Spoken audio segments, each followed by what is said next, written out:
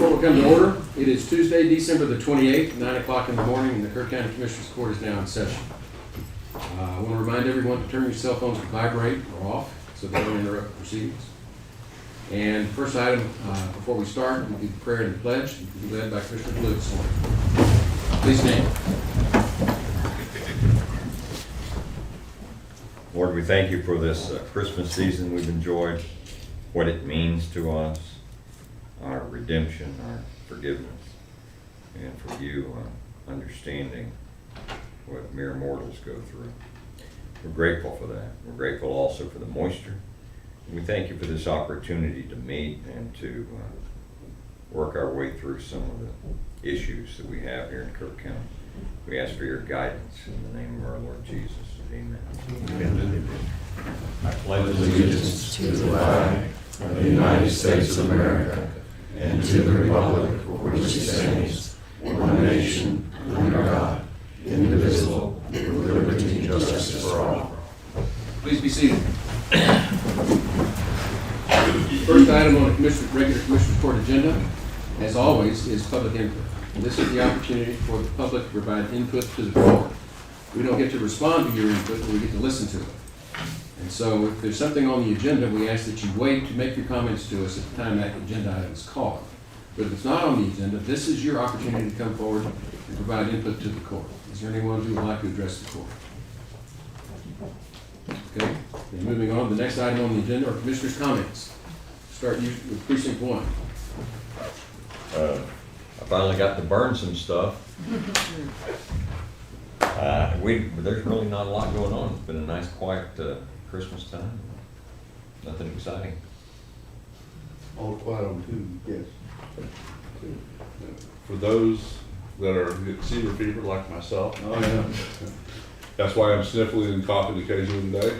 Had about every test you can have to make sure I'm healthy. All they can say is it's allergies, so I'll stay with it. I'm in the same boat. I don't have a whole lot to say other than hope everybody has a safe New Year's coming up and prosperous. We look forward to getting 2020 behind us. And I think we're looking forward to getting 2021 behind us. And hopefully 22 brings something, a lot of positive stuff for everybody. That's all. Good, okay. Moving on to our consideration agenda. First item on the agenda this morning is item 1.1, which is consider, discuss, and take appropriate action to appoint the board member for the Emergency Service District Number 4. Mr. Harris, you have quite a contingency here. Why don't you introduce your folks? Well, number 4 is the Hunt area. This is one of the new ESDs, and I'm happy to say we had a lot of well-qualified candidates. We interviewed more than what we needed, and got a group that I think is going to hit the ground running. So I moved to appoint Molly Adams, Hal Bunyard, Jeff Ganaway, Doug Hill, and Tim Huckton to the new ESD number 4 board. Second. Okay. We've got a motion and a second to approve the board as presented. Any discussion? Thank you for serving. Yes, thank you. It's really important. Well, then let me just share, because I've been working with the VFDs now for several years, and Hunt has been the stellar star of the VFDs. Everything we've asked, they've done, and they chipped in when we needed help. And we're really looking forward to this new ESD. I think that's the way to manage these VFDs in the future. And look forward to working with each of you and welcome your opportunity to be part of the Kerr County team. Judge, we got Molly, Hal, and Jeff here if you want to swear them in. You want to go up front? Or? Yes. All right, if y'all come up with the judge. I've got the paperwork. Oh, yeah. We're gonna make this official. Those in favor, raise your hand. Oh, yeah. Unanimous, 5-0. You didn't raise your hand? No, they're gonna have a chance to raise their hand. Already did. Okay. think he was talking to us. Here's Molly's. Didn't think we had any voting or hand. Bunyard? Yes, sir. Jeff Campbell. I'm looking here. On your way. No, sir. Okay. Have y'all ever done this before? I know you have. You take notes? Yes, sir. Okay. So if you would, raise your right hand. And then when I read this, just fill in your name. I Molly Adams. Okay. do solemnly swear Do solemnly swear that I will faithfully execute I will faithfully execute the duties of the office of the duties of the office of Board of Commissioners of the Emergency Service District Number 4, Board of Commissioners of the Emergency Services District Number 4, Kerr County, County, of the state of Texas, of the state of Texas, and will to the best of my ability and And will to the best of my ability preserve, preserve, protect, protect, and defend and the defend Constitution the Constitution and the laws of the United States and the laws of the United States and of this state. and of this state. So help me God. So help me God. Thank you. Congratulations. Thank you, sir. Thank you. Thank y'all. Taking that oath a few times, haven't you? Sir? Taking that oath a few times. A few times, yes, sir. There's a second oath. Oh, And then you yeah. have to Oh, yeah, we sign have, this, please. this is the awkward oath, but you gotta save this one too, the second page. This is to make sure that we have fair elections and appointments. Okay. Okay?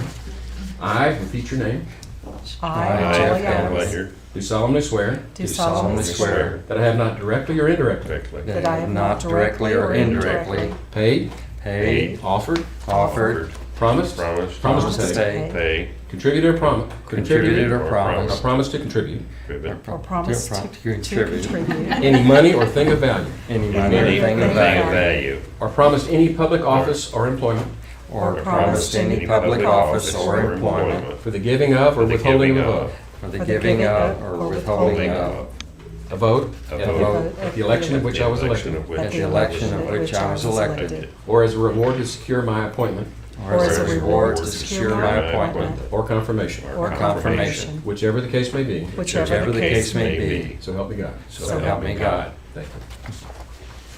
Now that makes us double the If you'll just sign these, Can I borrow your pen? Sure Thank you, can. sir. and we'll do that here.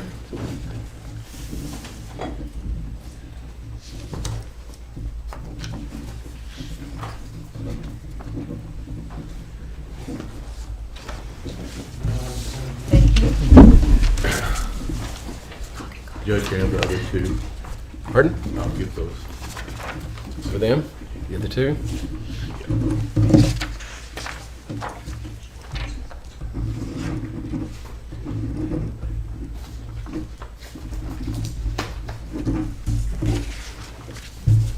Very good. Thank you. Here's the main copies of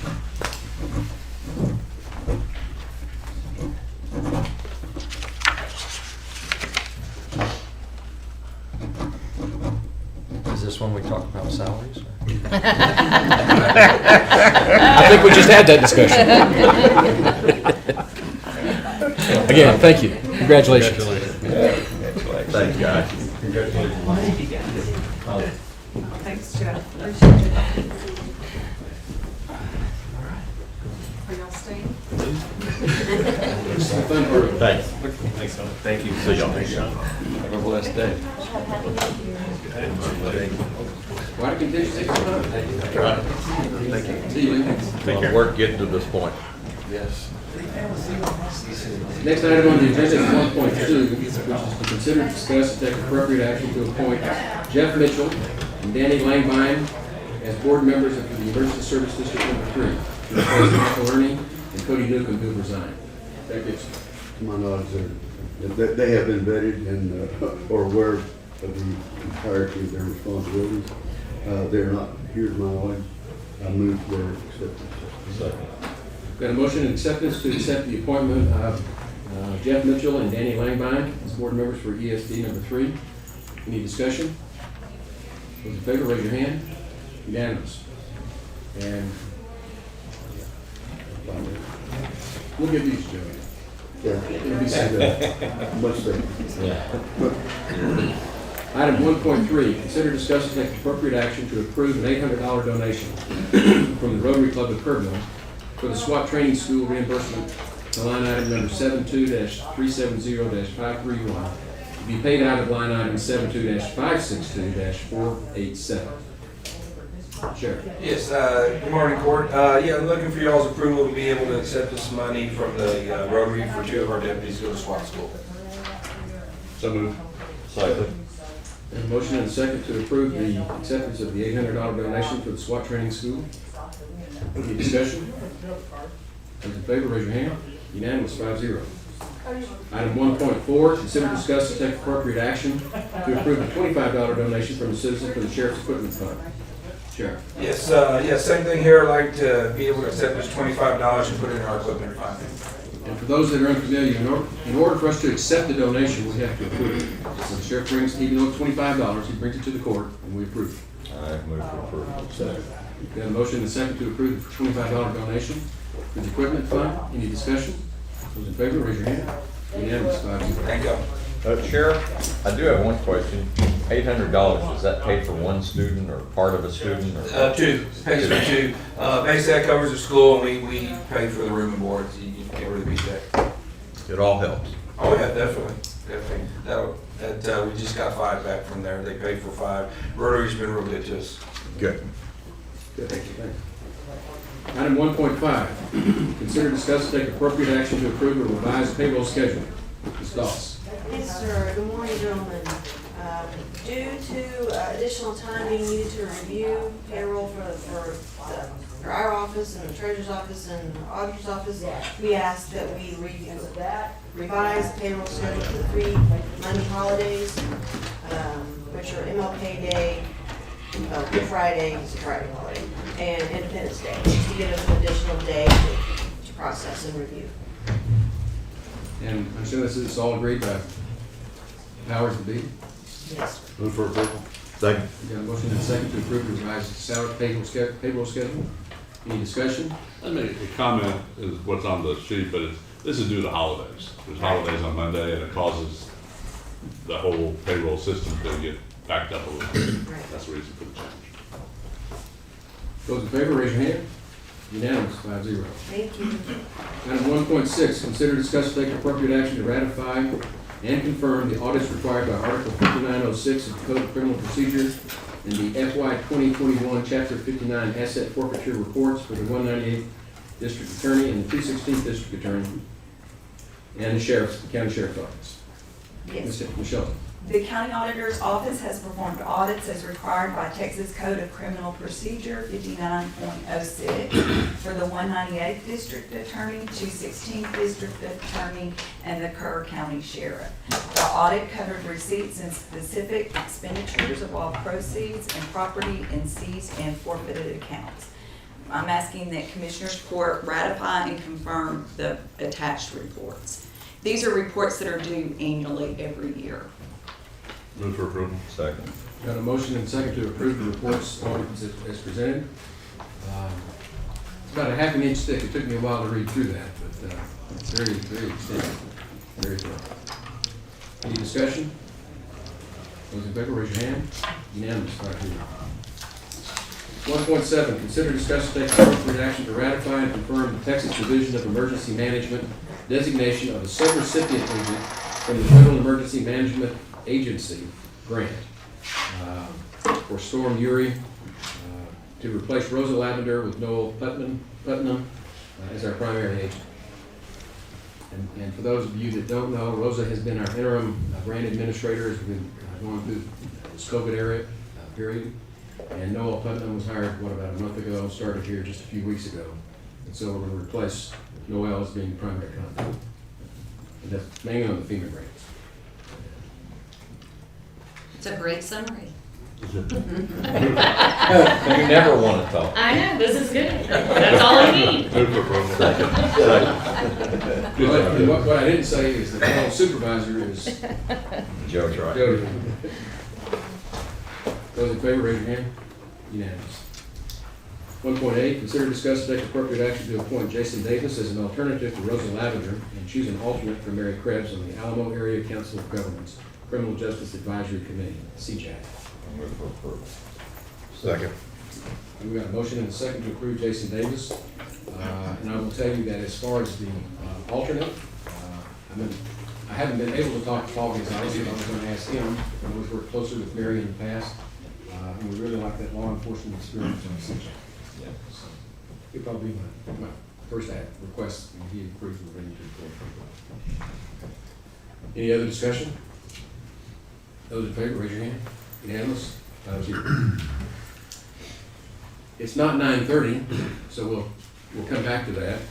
Move on to item 1.10, which is to consider, discuss, and take appropriate action to vote for directors for the Texas Association of County Health and Employee Benefits Pool for 3-year terms beginning January 1, 2022. And you can see the ballot that was sent to us by TAC in our handouts. The only one that I know personally is Charlie Bradley. I think he's great. I don't know any of them. Yeah. But unless we have somebody to write in, I'd probably go along with what the recommended slate is. Okay. And I affirmatively encourage us to vote for Charlie Bradley. Okay. I look for approval of all 4 candidates. Second. Got a motion and a second to approve the 4 candidates presented by TAC. Any discussion? Question, I don't recall us doing this in the past. I don't either. Just, Since I've been here, I don't know. Well, Jody will tell you, when it arrived on my desk, I picked it back out to her and said, "What is this?" And then when it came back on the agenda, I said, "What is this?" What did you say? Got your name in it. She said, "It's got my name on it." Jack wants us to get the ballot back to him by the end of the year. Okay, so it's Thompson. Yeah. Yes.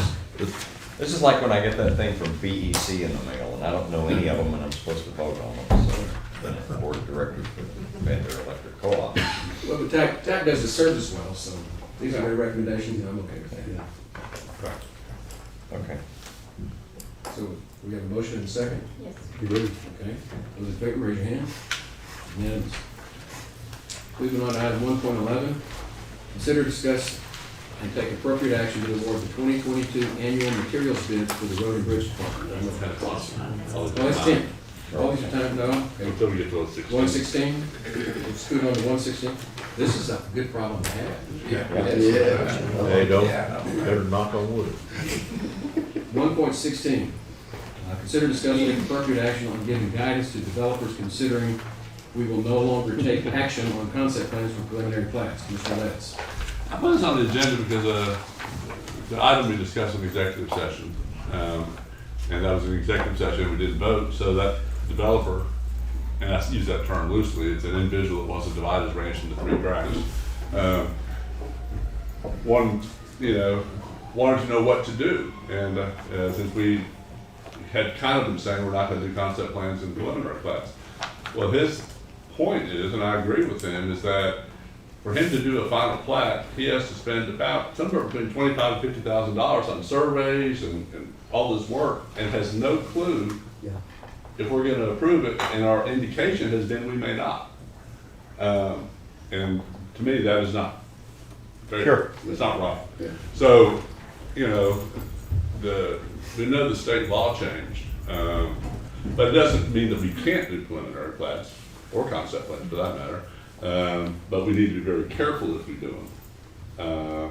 And concept plans are at the discretion of the commissioner of that precinct, and I think we pretty much agreed that we're not doing concept plans, so that's taken care of. Preliminary plats are still in our rules, and if somebody wants to do a preliminary plat, I think we should do it and vote on it. But I didn't want to tell them to do a preliminary plat and waste money on that unless we're going to. This had to do with a problem of access. Yes. Okay, so, And that's the there's rules about that. And my suggestion is you let this individual deal with his neighbors and work it out. I don't like the idea of us being the nanny state here and helping, take everybody's hand and each individual comes to the court rather than have a policy that we work on. I know there's always gonna be cases that need to be dealt with individually, I get that.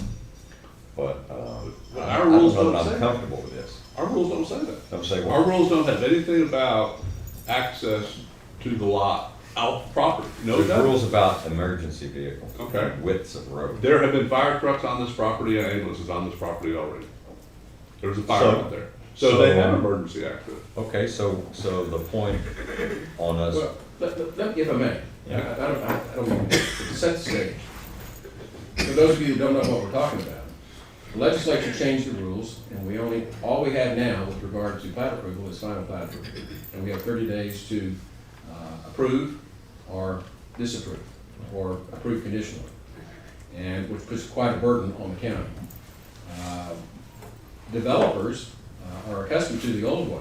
Our subdivision rules provide the old way, which is we would have a concept plan that they would bring to us and tell us, this is what we're thinking about doing, and kind of get a temperature reading from the court on what we think about that. And then they would go and work with our county engineer on the preliminary plat application, where a lot of things get resolved.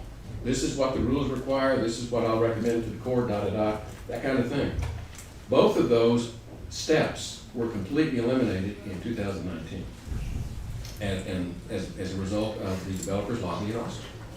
And so now what we're faced with is they're coming to us. They weren't eliminated, they were eliminated for us to require it. That's right. It Didn't cannot be say- required. Yeah. I stand corrected on that. It's not required anymore. It used to be a requirement. There's no requirements. well, The if you developer do literally- nothing, then it's an automatic.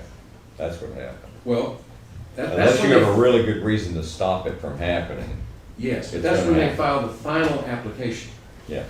And so what the legislature did was they eliminated any requirement that a developer would have to do anything with the local government, like the county, before they present the final. Right. They can do all of their preparations, they can get their engineers' reports, they can do all of these things that they want to do, and wait till the last minute and walk in with the final plat, and the clock starts running and we've got 30 days. In talking with Charlie last week, and I talked with some of the local engineers last week, several of the developers have come to us wanting to work with Charlie, Charlie Hastings, our county engineer, on preliminary plat discussions, even though we don't require it.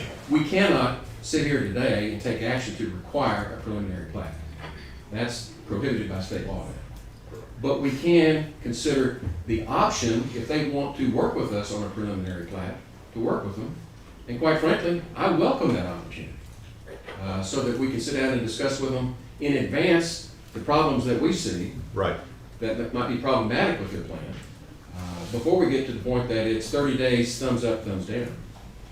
And so for the ones that come to us that want to utilize these old procedures that we can no longer require, but are included in our rules, and in our rules right now, we're just treating them as optional.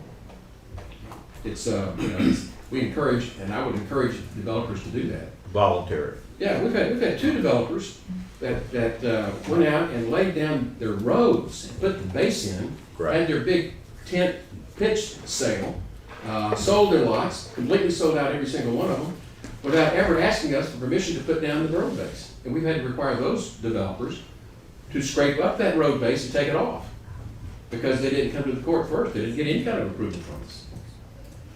And so, before, and for the public to understand also, even if we take the Center Point Village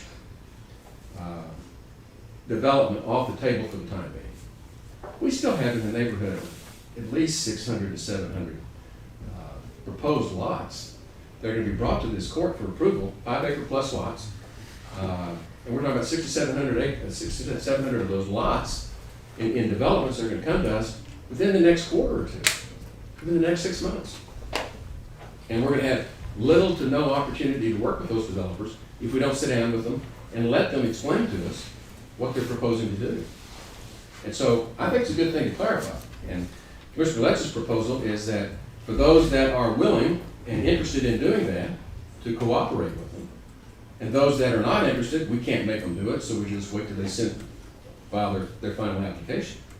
But I want to encourage people to talk to us about this stuff so we don't have any more problems. Now, what we had discussed is that whichever precinct the development was going in, that commissioner would be in on preliminary discussions with the engineer, with the developer, with whoever, OSSF, whoever it is. And at that point, you do have a contact with the court. You don't have the full court, but you have somebody that's aware of it. And if there's problems, they'll know about it, which is what Commissioner That's what Les we want to mentioned do. a moment ago. Right, but the individual commissioners can't make a decision. Right. So it's gotta come to here for us to be able to say, yes, we're gonna require this or no, we're not gonna require it. And I think we need to be a lot more careful than we were a year ago in discussion. But it's gonna end up Very like this precise. anyway, John. Very precise. You're gonna have some, you put it on the agenda today, a variance. The same thing would happen in any of the precincts. Right. You see that it's gonna require that, so you put it on the agenda and everybody votes on it. But not every one of them is coming to the full court for review of a concept plan necessarily. Yeah. And some of them are gonna be just rubber stamp, easy, Yeah, no it's revision. problems. Yeah. The revisions generally. Anyway, so that's all. I just put this on the agenda just to kind of clarify that so that we can let the public know that we will take action on preliminary plats if they want us to take action on it. And I would propose, to follow up on that the court encourage people to come to us with their preliminary Sure. plans. Yeah. So that we can begin working with them to come up with the best development for the community. I agree. And I don't know this takes any action, Judge, No, it's in our rules. I just wanted to clarify. Most of the activity so far has been in precinct 2, and that's kind of the way we thought. I've gone and met with the county engineer, with those developers when we start. And I think it's preventing a lot of problems. I do too. Yeah, it does. And it's just, yeah, it's where there's a question Yes. that needs to really be report.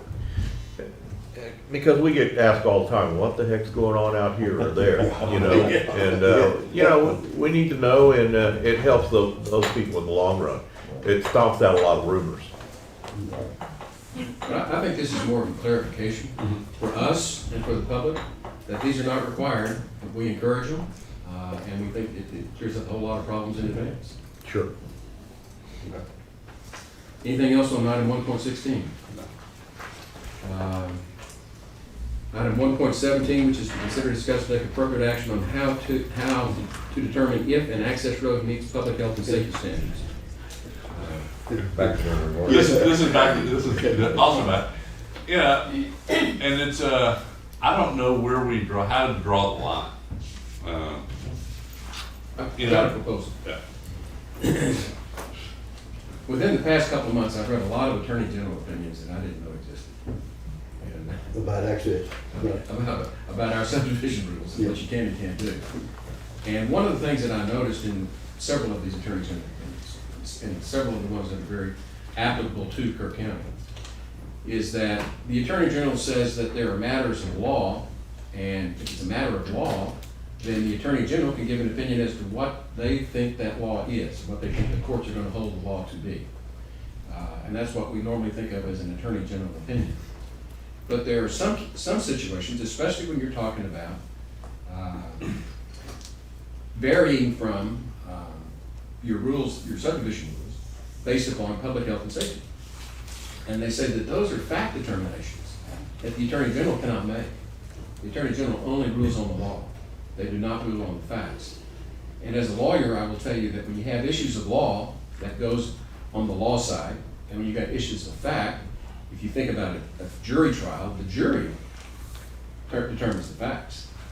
And if there's no jury trial and it's tried to the court, then the court decides the facts. In a development issue like this, as it comes before the commissioner's court, I would see the determination of whether or not whatever the request may be affects the public health and safety would be an issue to be determined by finders of fact, which I would envision to be the 5 of us on this court. We would do that. And the process that I would see is there's got to be some kind of hearing before it's brought to us for us to determine whether or not it qualifies as a variance or there are public health and safety issues. Because until that determination is made, the developer doesn't know what to do. Well, where's that hearing gonna take place? Right here. You said before it gets here.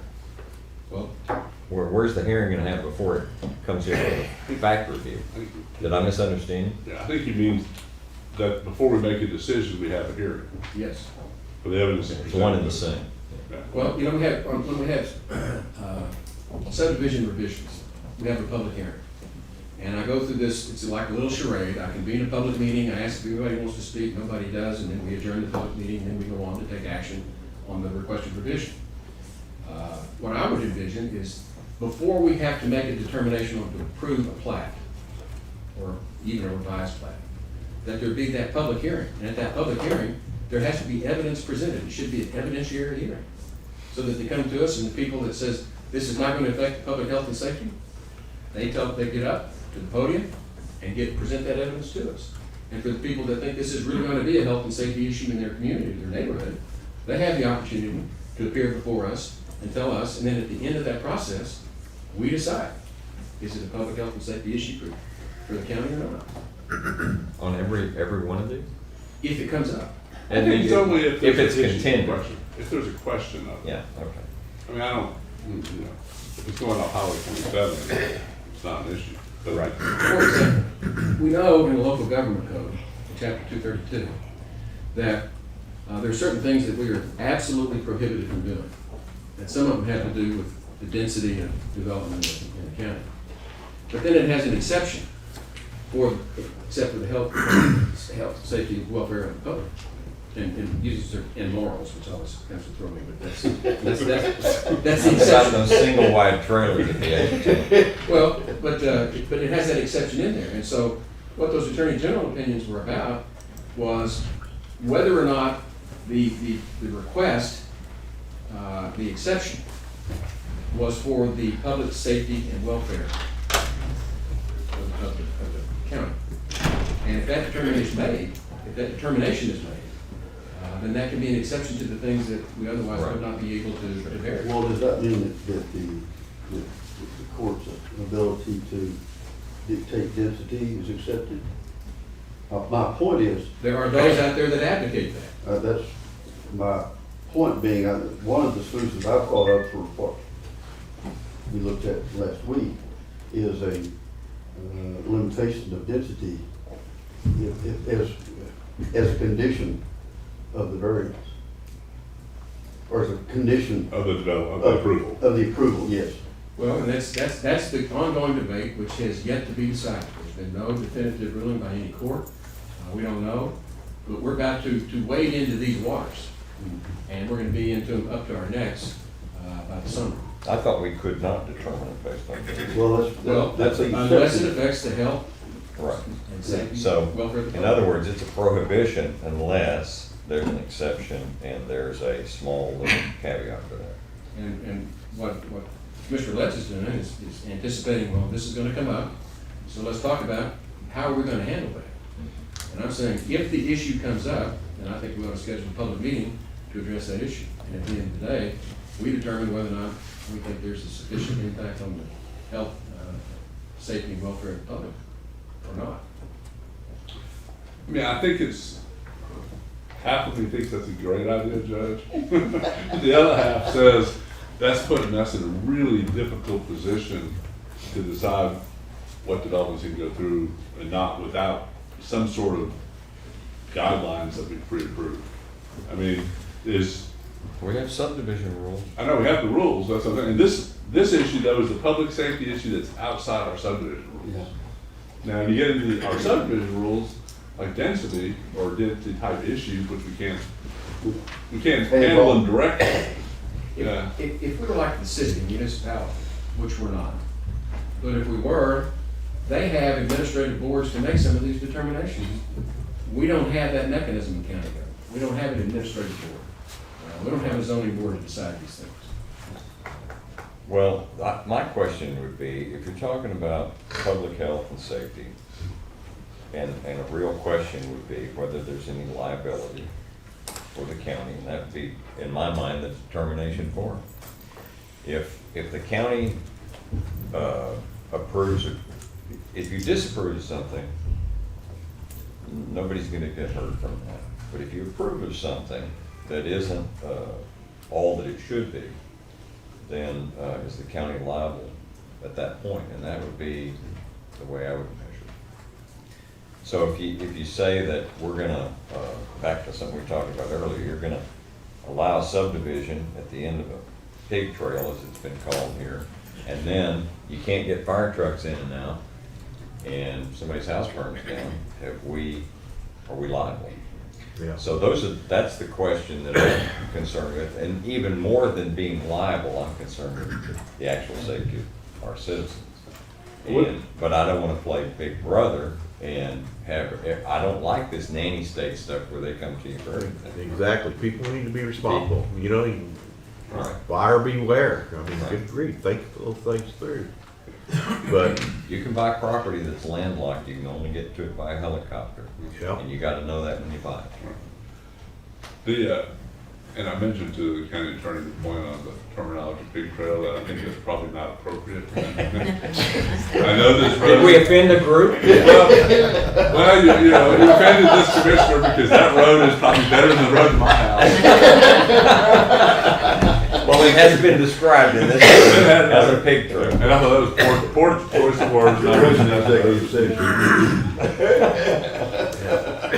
Judge, on this instance though, I think that the idea of a hearing makes sense, what we talked about in executive session last time. And I'll pass that on to the individual that wants to do the property, and that we can make a decision before he does the preliminary plat, even as to what we think. Well, we may want to continue the discussion and even involve our county attorney. And I'm not calling it Swanee today, but Stebbins because I just sat down and thought about the way our judicial system works. And I've worked with it for a long, long time. And when you have a fact question, who's going to make that determination? Well, when you get into courts, we know who makes the determination. But here we are before, this is an administrative process, and it's in front of the Commissioner's Court. And the Commissioner's Court is both a judicial and a legislative body, and an administrative body, executive body. We are the most curious political creature in Texas government. But if somebody's going to have to make the determination whether or not the health, safety, and welfare of the public is being impacted by a development, then it should be the county commissioner's court, in my opinion. Where's where buck stops? And based on facts, as you said. Based on facts. And I'll put this on, and we'll do a public hearing, set a public hearing. I guess here's a question. Does the court have to set a public hearing, or can, as a commissioner after this discussion, set a public hearing and get the ball rolling? Because I know this person wants to move, wants a decision, and we wait until the 10th to do a public hearing, then we go into February 10th before we do that. I mean, we're basically tying his hands for 2 months. So put a public hearing as an agenda item, is that what Well, we're talking about? Or just do a public hearing and do the notice. I think you're right, and because the way we do the revisions plan right now, Charlie brings us a request for us to set a public hearing, and we do, and it's a month out, and so you gotta wait that entire month before we can have the actual hearing. Nobody appears at the public hearing, and for those revisions. very Maybe simple. we've had somebody here once. Not often, but not often. But especially if we're gonna do something that's gonna be, not specifically authorized in our rules and an exception based on health, safety, and welfare, then we want to set that public hearing. I think where we put it ultimately is our revised subdivision rules, make that part of the procedure. Right. I That agree. if there's any health, Question? health, safety, or public welfare issues, that we will, Charlie can just put it on the agenda and we have the public hearing. And it could Just be, like we do now. and we have to do, yeah, notice. Or something similar, it's not the same. So you're saying the engineer would do it? I would see it coming from the engineer. Or the commissioner and engineer. I mean, the engineer sitting in the back of there, what do you think, Charlie? Put you on the spot. Were you listening? I don't know what I think. The way I see it is either you recommend it to us, put it on the agenda, or one of us puts it on the agenda like we normally do. I wanted, and we have another item on the agenda at 10 o'clock where we can talk more about variance protocol. So we do have a specific, I'm asking the court, what is the protocol? Because the way I read the regulations now, and based on some recent litigation that we were involved in, we want to be careful that whoever's asking, I think whoever's asking for the variance needs to be the one that presents it to the court, Yeah. rather than. And by doing it that way, and I agree with you, I understand, I remember what you're talking about, I was part of that. It would be just like we do now, if a citizen wants something on the agenda, you go to your commissioner and come to the court, and any one of us can put anything that one of our constituents wants on the agenda. And so, and I think that's actually a better process than having the county engineer do it, because I want to look at my county engineer as the umpire that wears black and white stripes. He calls balls balls and strikes strikes. And whoever's advocating is obviously an advocate for what they want. And those people that are against it, saying on the basis of public health, safety, and welfare, are advocates for what they want. We're going to be the judge of what to do about that. So I'd rather keep Charlie neutral. So he's telling us his best judgment as to how big a problem these things may be. And I think, Judge, I mentioned before it would be a 30-day. Since this is not addressed in our subdivision, we can do a 14-day notice. We don't have to do a 30-day notice for a public hearing at this time, or public meeting. Just do it like an example. And we can do it, even do it 2 weeks. I mean, I think you need to give the public, aware to it. I'm fine with it. We just need to put something in place because we're going to be dealing with this issue in the coming months. Well, I will put a specific one on the next agenda, and the county attorney will be here, and at that point we can figure out. Whether we get it right or not. Yeah. You're talking about posting notices and everything, all of that? Yes, Well- if it's a public hearing, we have to post a notice in the paper. So you have to have at least 14 days. You might, Right, I mean, you could, I'd have to have more than that. you may have to have, you may not have to go to the straight 30 days. You may be able to, skip one meeting, but we can figure that out. We can just say to set a public hearing. I put that as the agenda item and not put a time and date, and that will be determined after we get some input from the county attorney. And I think this is going to be a work in progress. I think we're going to feel our way through till we get to a comfortable protocol and procedure of how we're going to do this stuff. But it is now on our radar screen, and we need to be there. Okay, good, thank you, good. Okay. I'll say this too, it's also, I think of it as being different from professional developers. It's almost like we're talking about two different entities, and most of our policies and most of our laws, frankly, has to do with professional developers, whereas this is different. Yeah, This is individual that we're having to deal with locally, that it's not totally uncommon.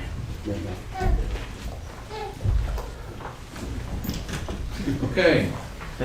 couple of minutes. We've gone through our agenda that's not timed, and so we'll go back to the 9:30 item, which is item 1.9, which is recognition of the dedicated service of Tish Hewlett, the Environmental Health OSS designated representative of Kerr County. Ms. Baggs. Good morning. Well, as y'all know, we have Miss Tish Hewlett that is getting ready to retire at the end of this month. And we would like to honor her for her 23 years of service and have some words here. So Miss Tish Hewlett, OSSF career has spanned in the last 23 and a half years, which began in June of 1988 as administrative assistant to Charlie Wingfield at the Upper Guadalupe River Authority, prior to a 19-year career in the Human Resource Department at Mooney Aircraft Corporation. At the time, UGRA was contracted by Kerr County to administer their OSSF program. Tish's position at UGRA was spent accepting permit applications for septic, well, floodplain, and subdivision reviews. At the time, Kerr County's order required septic system to be inspected prior to real estate sale or transfer. It was a very busy time. Tish was on the phone daily with realtors, buyers, sellers, title companies, lenders, pumpers, and OSSF professionals, scheduling pump-out inspections for real estate transfers in addition to juggling paperwork for the new construction permits and inspections and complaint inspections. Tish worked with many amazing people at UGRA, Charlie Wingfield, Mark Bowers, Stuart Barron, Miguel Areola, Doris Rogers, Joe Matthews, Kelly Brown, Peggy Penny, Judy Carr, Scott Loveland, Keith Marquardt, and John Paul Jones, Jim Brown, and Kathy Mitchell. Her last year at UGRA was a challenging time as the transfer rules changed 3 times within the year, and Tish, being on the front line, had to explain the changes to everyone. It was also challenging because it was uncertain if UGRA was going to continue administering the program for the county. It ended up going back to the county November 1st, 2003, and the commissioners decided to hire Tish Hewlett as an inspector under the telugu of Miguel Areola. She obtained her DR license following the course of a Texas A&M TEACS program in College Station in December 2003. Tish obtained her site evaluator license in 2006. The Kerr County Environmental Health Department has transformed over the years with not only the OSSF program under this umbrella, but solid waste enforcement and animal services. In her career at Kerr County Environmental Health Department, Tish has been impacted and has impacted many people, to include Miguel Areola, Judy Carr, Deputy Eddie North, Mary Nelms, Julie Trevona, Kimberly Ayers, Roy Schaefer, Ray Garcia, Jesse Guerrera, James Lang, Reagan Gibbons, Sean Gore, Whitney Zachary, Sandra Ray, David Seagraves, Michelle Saldon, Ashley Batters, Gamara Ramirez, Terry McCulloch, Jennifer Bell, and Jamie Zigraff. Tish is exceptional. She has been a dedicated and loyal employee to the department and our community. She is a pioneer to the OSSF industry, and thanks to her steadiness, composure, knowledge, and understanding, she has helped prepare the way for the generations to come. She is a woman of valor, and with that, I would say, well done, good and faithful servant. And if we could have Jackie come up here to present an offering, a present for you. For For those your of you who don't dedication. know, Tish is my mom.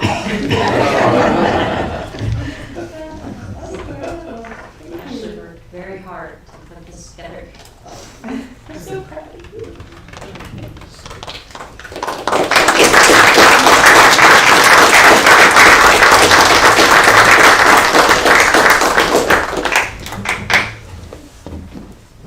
Oh my goodness. Get it all together. We had a retirement party planned, but the rain kind of messed that up. So this is something that Tish has been eyeballing for the last several years, and Oh my goodness, oh, that's beautiful. It's a watch. Thank you very much. That's so pretty. Thank you very much. and it has engraving on the back of it. Really? Oh my. Gorgeous.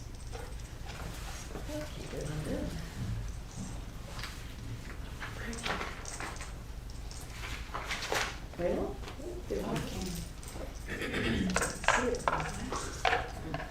It says Tish in the center, and it says, "Well done, faithful servant." thank y'all so much. I sure appreciate it. Thank you. Everything. Thank you very much. Thank you, Tish. Thank you, Steph. Been through a lot, we appreciate all you've done over the years. I said that we appreciate all you've done, and hearing Ashley's, going back over the history, it was a very different program prior to 2003. And it was a very Yes. long discussion that went back and forth many times on this board as to how we were going to handle it and move forward, and just put up with that transition, which was pretty large. And appreciate all you've done. It was challenging. Well, thank you again. I appreciate it so much.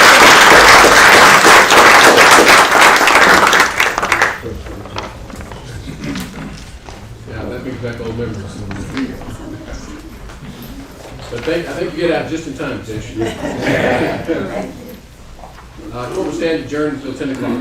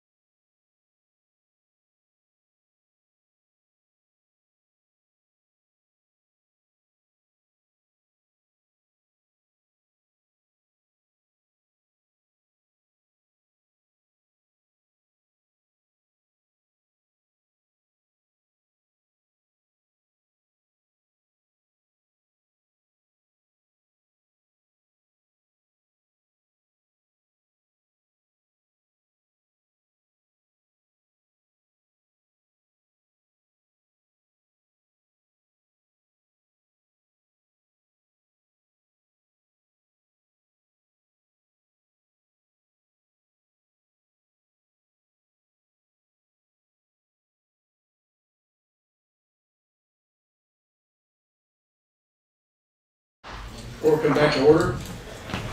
We have a 10 o'clock docket. First thing on the 10 o'clock docket is item 1.11.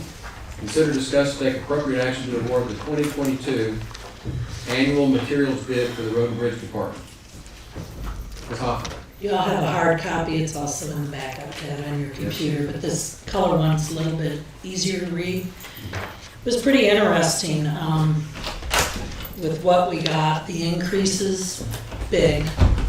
I did try to add 5%, as you all will remember, in the workshop for the budget for our rock and oil to cover some of the inflation, and then I was asked to rework the numbers, so I took the 5% out. So it'll be a tight year with what we've got. We can go through it page by page. On the first page is the corrugated metal pipe. We had no bids last year, so the previous bid is from 2020.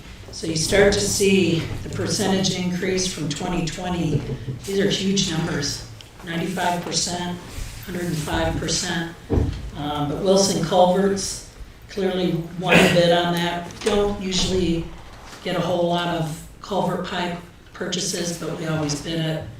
When you get on to page 2, and you've got your road base, and you look in the changes in the prices and everything, you know, you've got a minus 32%, which is good, but then you've got an increase in the 1 3/4 down FOB Kerr County, 156% increase. 2.5 down, vendor plant, having to go pick it up, 76% increase. I think we all knew that things were gonna go up. With our base, it usually is, it depends on where that project is. We've got something more in the far western part of the county. We may choose a vendor for that road base that's closer to that, so you don't have all that hauling and fuel charges. But lots of increases. The ones in the yellow are the awarded bid. So Martin Marietta on the 2.5 down, pickup at the vendor plant is $8.50 a ton. But if you look, we've got to pick it up in San Antonio. Vulcan Construction Materials, this is FOB Kerr County, 2.5 inch down, $26.24. Edmund Yansky for the 1 3/4 down, FOB Kerr County, $17.50 a ton. For the 1 3/4 down, pick up at the vendor plant, Johnson City crushed stone, they're on $2.90, $7 a ton. If you go to the next page with the emulsion, you'll recall that we switched from the CRS2 to the CRS2P. The P stands for a polymer. It's got a lot more flexibility, lasts longer, better rock retention. We kept trying the 2P, hoping for better results, and the rock retention was horrible. So when you go and you look at that, we bid the CRS2, probably won't use any of it. The CRS2P, which is the second one, Wright Asphalt won the bid, $2.65 per gallon. The AEP, Ergon Asphalt and Emulsions, $3.03 a gallon. CSS 1H, which is the material, the emulsion that we use when we're patching edges or patching potholes as a binder with cold mix asphalt, $2.23 a gallon. We bid the MS2. It's something that we have not used, but we put it in there. $2.58 a gallon, Ergon Asphalt. A fog seal, which we have not used. We've kind of kicked it around. Wright Asphalt won the bid on that at $2.76 a gallon. And the ones in that last column, P2 emulsions, you'll see that it's highlighted. And the reason for that is we've kind of gone round and round with this vendor. They call it like a CRS2 and like a CSS 1H, but they won't call it that, and they call themselves a sole source. And we've asked for the SDSs as far as the ingredients, and they won't share those. We probably won't be buying from them if you look at their prices, pretty high, but we most certainly accept their Kelly, can I bids. ask a question? Uh-huh. These last 6, it looks like we haven't used this stuff in the past. Right. Like this MS2, Yes. where would we use it going forward? You can put that down in between chip seals to try to, lengthen your time a couple more years, 2-3 more years out. If you can't get there to chip seal it, the city has done some fog seals, and it just kind of extends the life. The guys have told me they've tried it in the past, and it was more of an issue than it helped. Part of it is your re-entry time to allow traffic to get back on it. For some of our roads where we can't detour them around, it becomes a problem. So, but we put it on there in case we decide some year that this is the best route to go. You really pick and choose where you apply it. Yes. Your hot mix cold lay asphalt, this was just a shocker. This is our most expensive material that we purchase. It's what goes on the edges of the road for patching. We will use this on potholes. We will use it in level ups if you get an area where the road has sunk down a little bit. When you look at the prices of this, the type AA, $76.93 a ton. The type CC, which we use quite a bit of, $75.88 a ton. And your type D, $76.38 a ton. You look at in the far left, the 2021 bid prices, you're talking anywhere from a 24% to a 31% increase. It's huge. So, Vulcan Materials won that for the hot mix cold lay. And then your paving aggregates. Trap rock, which we used a few years back, the black rock, everybody liked it, but the cost, tremendous. And now you're starting to get up in that $50 to $52 a ton range. You look at the increases, 23 to 29% increase from what it was previous year. We bid that because if we get a road where it's a section and the majority of the road is still good and it's black rock, we may go in and just do that small section so it doesn't look like a patchwork quilt. But overall, we've switched to that lighter colored rock. So you've got your crushed paving rock, your grade 3, grade 4, and grade 5. If you look, those prices have gone down. We found a vendor in Johnson City off of 290 this past August when we called our local vendor that we have done a lot of business with over the years. They said they weren't crushing any more rock, and this is in August. We still have August, September, and usually 2 weeks in October to shoot. And we were like, what are we supposed to do for our rock orders? And why is this happening? And we were told that TxDOT has started to place their orders 2 years out, 2 years ahead. And this vendor is servicing other counties, our neighbors. I have real concerns just for the fact that with the amount of people that are moving here, and that I think TxDOT can see the writing on the wall and they have the money to go and order 2 years out. But we did find this vendor in Johnson City.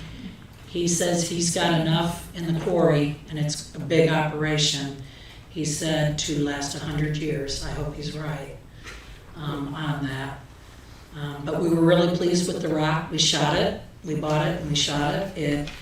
It's in between the crushed river gravel and the trap rock, which is that black basalt in hardness. That's about the hardest rock that you can buy. But when you look at the price, you also pay a lot for it. This rock falls in between those two in hardness. So we were really pleased with it. It looks good on the roads. and that's who we will probably be buying our crushed gravel from. But we spent all day on a Friday when we were told that we're not crushing any more rock this year, to quickly find a vendor to finish up our seal coat. So I think it is getting to a point that I think it's kind of scary. As far as the cost, hopefully those will go down a little bit, but we all know we probably won't ever see the prices that we had. But the big concern is,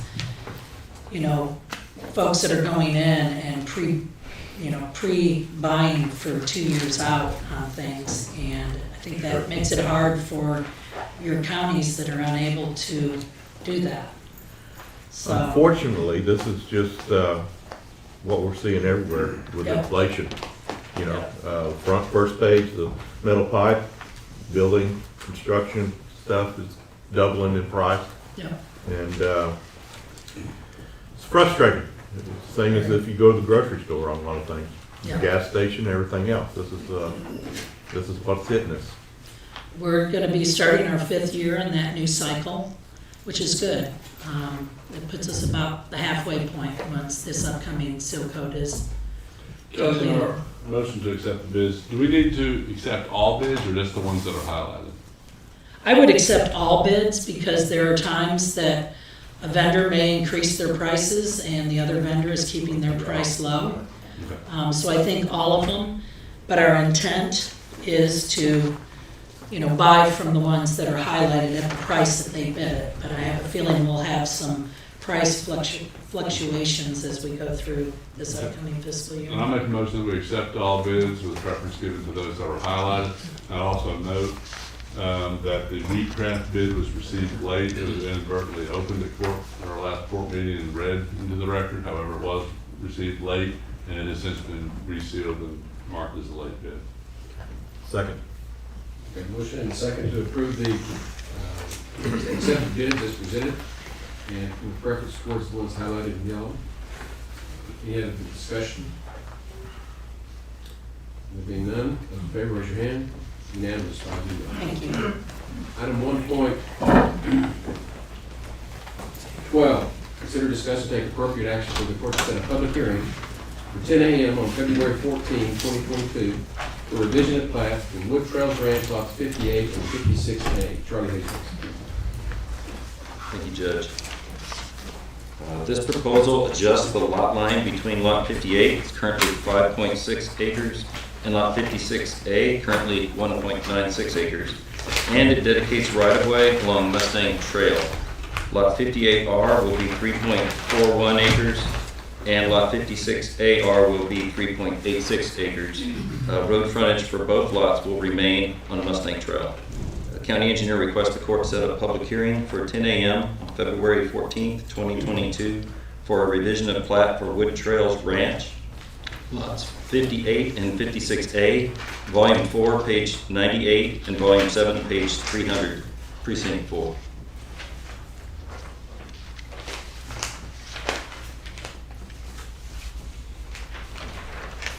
I move for approval.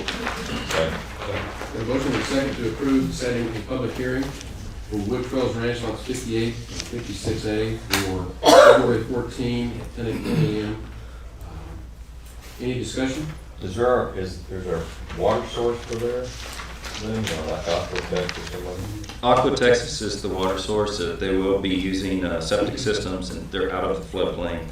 There are no proposed roads, but there are existing roads that are road easements, and so they're dedicating right-of-way in accordance with our regulations.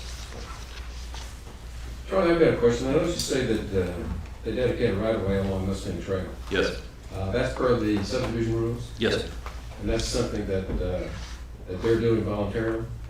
Yes, sir. Thank you. Voluntarily to meet our rules. To meet the rules. That's right. I understand. Eminent domain. Okay. Any other discussion? Those in favor, raise your hand. Unanimous, 5-0.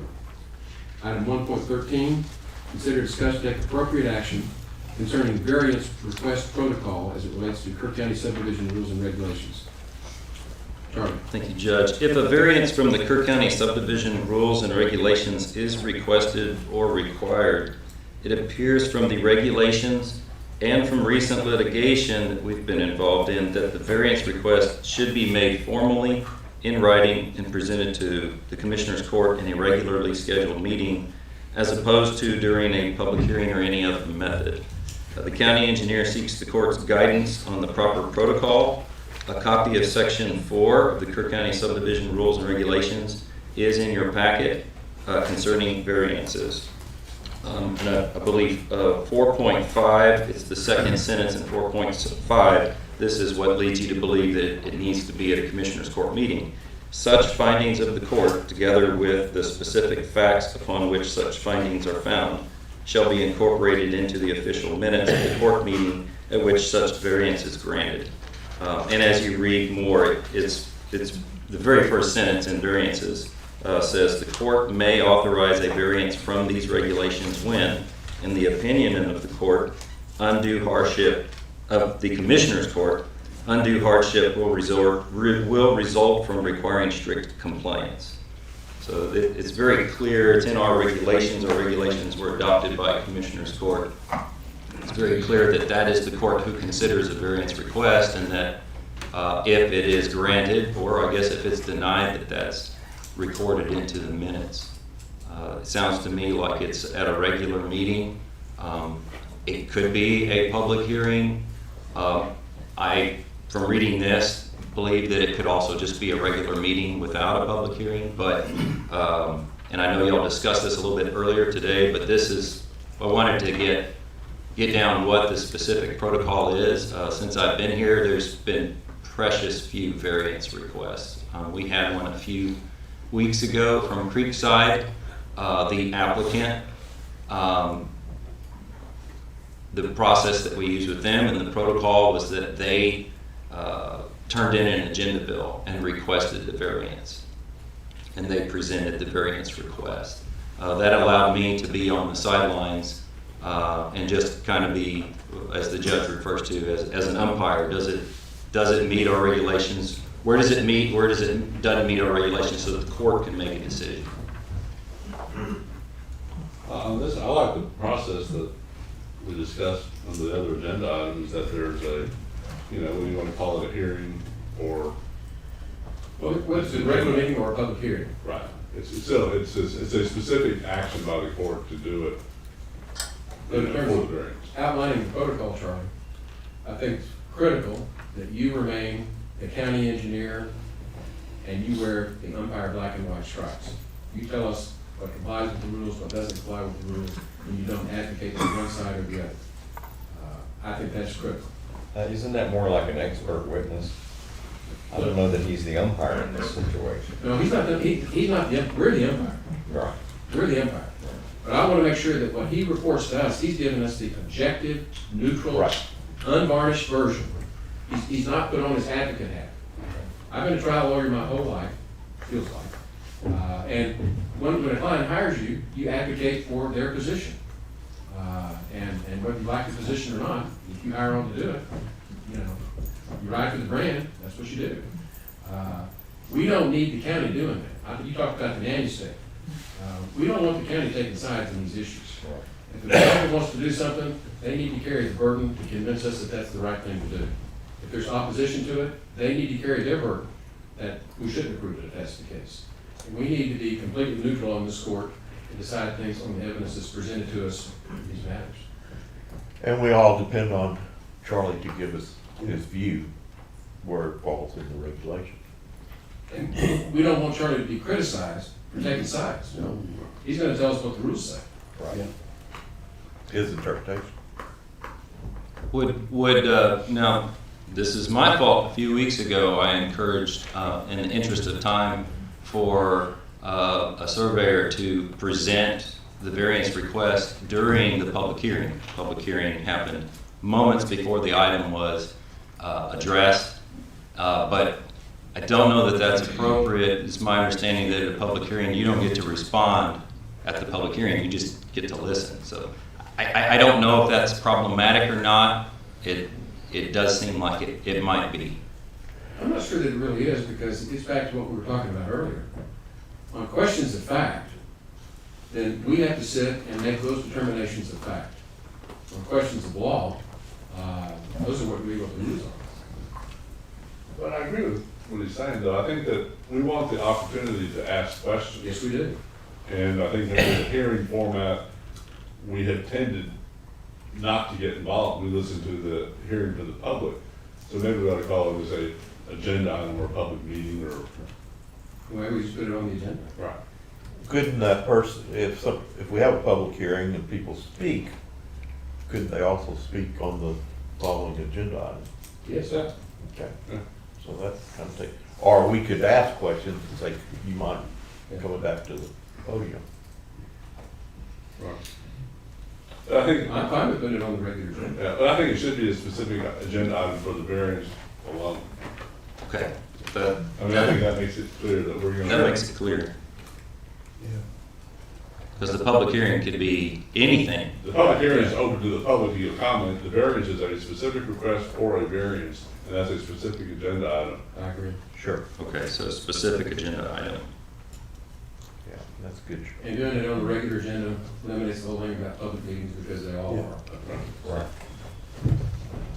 So it can just go, it can just go on, if someone had a variance request, our next meeting is January 10th, is that right? They could get with Jody and get the agenda bill filled out and turn in a variance request to the court.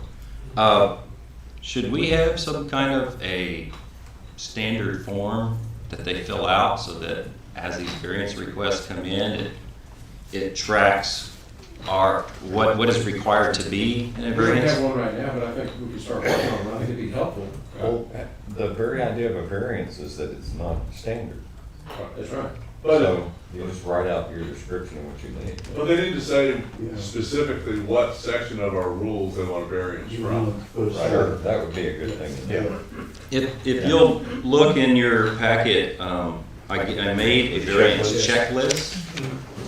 And basically, I copied and pasted all of our variance language and put it in a bullet dot I form. tracked it point by point, Charlie. It's all there. I did not get that. It should be in your handout under Last page. 113.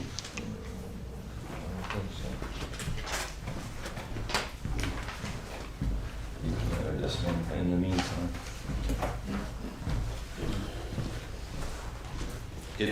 If I were the person requesting the variance, I would take this bullet dot list and print it out, and then next to each bullet dot, I'd put my thoughts on why I'm requesting the variance, or answer the questions, because there's certain, basically questions that they have to answer. I went back and looked at the rules and painstakingly went through item by item. And what this is, a checklist format versus the written rule format. Yes. And it covers everything that's in there. And the specific requirements, if you're gonna request a variance, they need to tell us why this deprives them of a reasonable use of the land. They need to tell us why this is necessary for the preservation and enjoyment of a substantial right. They need to tell us why it will not be detrimental to public health, safety, or welfare, or injurious to other properties. They need to tell us that the effect would be to prevent the orderly subdivision of other land. If they're gonna seek a variance on those terms, they need to tell us chapter and verse what it is. Yes, sir. Charlie, I think the only thing I would add is this specifically that they have to cite specifically what section of our subdivision rules they want a variance from. So we know Yeah, Yeah. right. exactly Right what they're to it. doing. Right. So that we can connect the variance exception to the rule. You need to connect those dots. Right. All rules.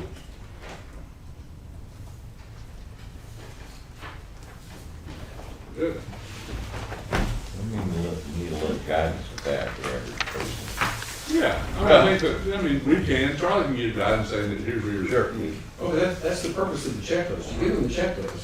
That's the roadmap. That's the roadmap they gotta follow. And then they gotta go to the rules, find out which rules they want us to depend on. Some don't need any, some would need help. Should we do a court order on this? And I think we should, so that, because our rules are really unclear, and so that it implies a special meeting, that would make it clear that this is what we intend. That it would appear as a regular agenda. Yeah. Or just let Charlie say it.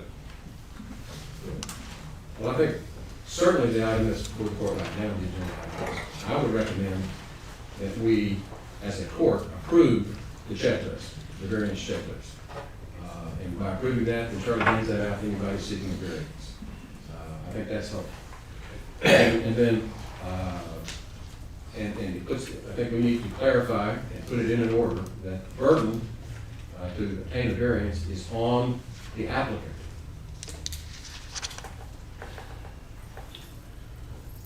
And then the applicant has to submit that application for a variance and present it at a regular commissioners court meeting.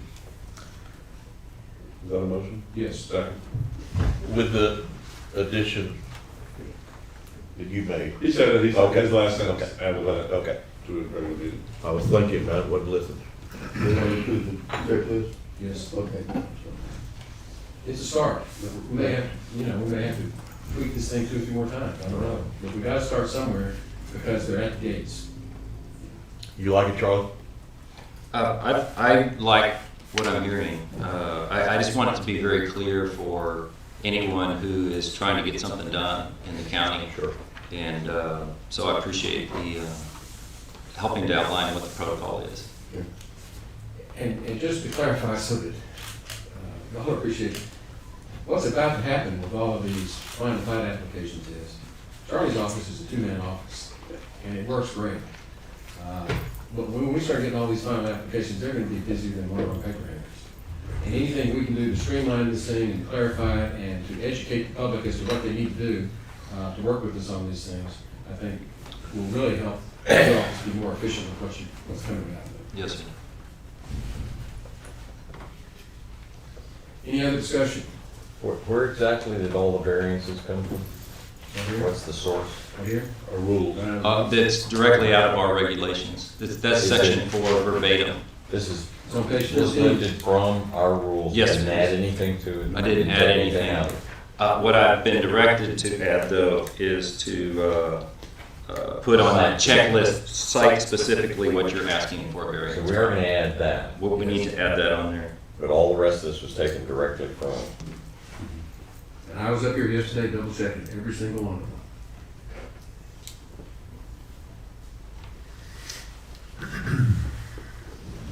Okay, we'll call for a vote. You have a discussion for a vote? Okay, those in favor, raise your hand. Unanimous, 5-0.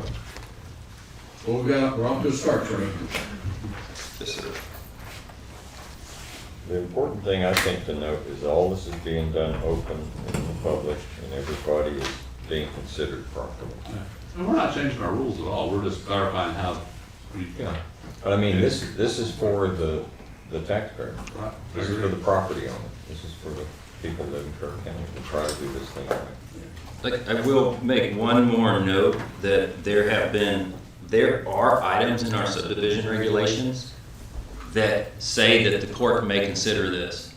And so whenever I see that it's not a variance request, we specifically, in just a few instances, have language that says, and the court may, on a case-by-case basis, approve something less. For example, driveway spacing or lot frontage. That is very explicit in the rules. But there's other regulations and rules we have. There's no phrase that says the court may consider this on a case-by-case basis. Those are where you've got to request a variance. That's not to say you won't get the variance. It's just a process. I know, but and I'm a wordsmith, so bear with me. When we talk about the variance process, that's what we just talked about here. Yes, sir. What you're talking about is there are certain rules that allow the court to consider modifying. I consider those modifications rather than variance. Yes, because we've had people come in before where the court has authorized a modification, and then they've come later and they said, you granted a variance. And they said, no. There wasn't a variance. We're allowed to modify those explicitly in the rules. So I just want to make sure that that's on the record. But if we go forward, I want to make sure that the public is aware there's going to be a difference in how we treat variances versus the permitted modifications that Yes, the sir. subdivision rules allow. And I think that's important that we continue that, because the language allows certain discretion, and because of our terrain and a lot of other factors, you can't have a rule that applies hard and fast every time. I mean, you know, we're trying to figure out safety, and we put that in the current rules to allow the discretion in very few areas, but we do and should allow. Plus, a lot of the things that were done in the past, and you get a replat or something going on, and the next thing you know, you've got a person that's got a real problem on their hands. If the rules are applied strictly. Well, I just want to clarify that I think there's a whole different approach and a different procedure for the discretionary modifications that the rules permit this court to do versus the express request for a variance. And unless, to my reading of it, unless the rules specifically provide the court's discretion to modify, then any change that is not in compliance with the rules would be a variance. Well, how is a modification in one specific instance different than a variance?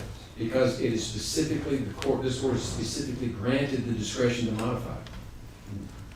That's in one, It's in that's in several one time. rules. Then that basically is a variance, I mean, it walks like a duck. Well, but it's something that was anticipated when the rules were adopted. And it's because it's fairly common, and it's not just, it isn't something that lends itself to an absolute strict compliance unless you meet the criteria of variances. And so those things are treated a little bit more leniently, are identified in the rules. And unless that discretion is granted, then it's variance. It's also the reason that we intentionally put a variance at a pretty high standard. And that's why we have the other language in there, because there's some discretion that you have to have in occasion. Yeah, right. So it wouldn't meet the standard of causing hardship to the property owner necessarily when you're talking about changing the law or changing the rule versus offering a variance. Affording somebody a variance would be different because that's to alleviate some hardship. And the other one is not. Is that what you're talking about? Modification of the rule is not alleviating a hardship. So there has to be something that this hinges on. They're just naming two different things. Right. It's not modifying, or the language we have doesn't modify the rules. It gives us a broader range of discretion as to what we approve. Because you can't, I mean. In a singular instance. Right. Most of these. That sounds like a variance. What am I missing? Well, if you want to make it a variance, you can make it a variance. I'm just trying to understand it. So if it walks like a duck, if it quacks like a duck, to me it's a duck, and that sounds like it's the same thing. Well, and I think that's something that we ought to address in these provisions that we're going to be working on in the coming months. And we need to have them done probably by the end of the first quarter. Yes. But if we want to make that a variance, I'm fine with that. But the current rules provide broad discretion in a few areas. And so on those, I'm not trying to tinker with the rules as they exist right now until we get into the actual modification process. Okay. I'm just trying to understand the language that. I think Troy's given us fair notice that there are several areas of discretion that are permitted in the rules. And for the time being, we're not going to treat those like variances. And we'll decide that when we do the final. I think in our rules, we have a lot of shalls in our rules. You shall do this, you shall do that. Right. When we get to these areas, it doesn't say shall. It says may. It says you may do it. That's the difference in our rules. But I'm with you. If we want to make them that, we can make them. But that's going to be harder on the developers. Okay. Yeah. No, I'm not I don't want it to be harder on somebody, you know. Yeah. This commission typically likes to say yes to people if it's not gonna hurt somebody. Right. Sort of right. Right. Okay. So did we vote on that? Okay. Did we vote? Which one? We did. We did. We We voted. did? Yeah. Yeah, that was 1.13? Right. No, no, public hearing. Now we're going to go to a public hearing. We're going to call item 1.14, which is a public hearing for a variation of plat for Verde Park Estates, Section 2, Tract 5, Charlie Hastings. Oh, you- This is just a This is public hearing. This is a public hearing. Mayor, Yes, sir. would you Revision mind? of plat. Yes, sir. Okay. You want to present anything at the public hearing? Absolutely. Okay.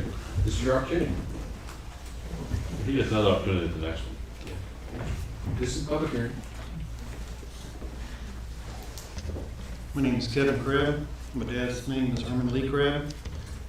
And we moved out on this property at 161 Ends Lane, Ends Trail East, in 1979. A few years ago, my mom passed away, and my brother passed away 2 months after her.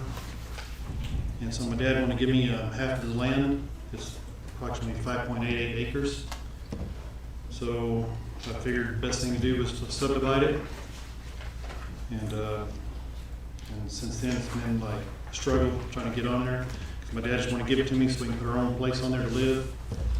And so we just never find out there are all these easements and stuff are taking some of our land from us and from road easements. And I don't know if we can just like keep it as because we paid for 5.88 acres, and if you're taking the road easement for it, I don't know if you guys are going to be taking care of the road for it. It is a dead end road. We live on the very end of the road, and my dad has been taking care of the road since we lived out there for all these years, and now he's got stage 4 cancer. He's unable with it.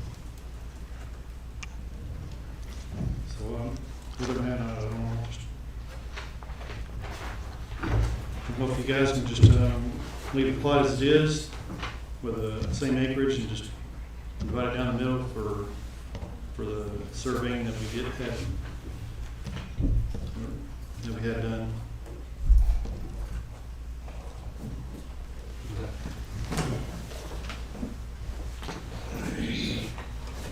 How much land is this again? 5.8. 5.8 acres.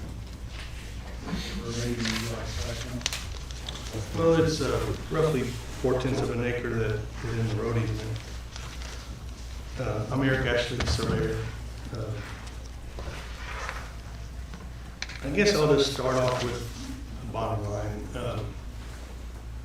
Used to be a sacred thing when a man gave his son a few acres of his land, and it used to be exempt from platting because it's a bureaucratic nightmare and it costs a lot of money for the client and the landowner. And now, as far as I know, the rules have not changed that exemption to platting, but as far as I understand, Mr. Letts, that's your interpretation of how the rules ought to be implemented, and Charlie is the enforcer of that. I think, I like the old way. I like the old way. And by the way, it's still legal. It's still in the rules like that. All we're asking, I think common sense has got to trump the nightmare of the bureaucracy and rules. And that's why y'all are sitting up there, is to just use common sense and solve simple problems. So basically, we submitted this October. I finished my work in October. Here it is, almost January. It's imperative that he get this approved so he can get his family matter situated. And I'm not going to go any further on why. But, okay, so Verde Park Estates subdivision was approved by Commissioners Court in May of 1986. The property owner signed this plat, and I'd like for y'all to listen carefully to what he said. The owner of the land on this plat, etc., dedicates to Kerr County, Texas, for the use of the public forever, all streets and easements. Okay? We don't have to go back and relitigate what's already been solved. public has access to the 50-foot road easement.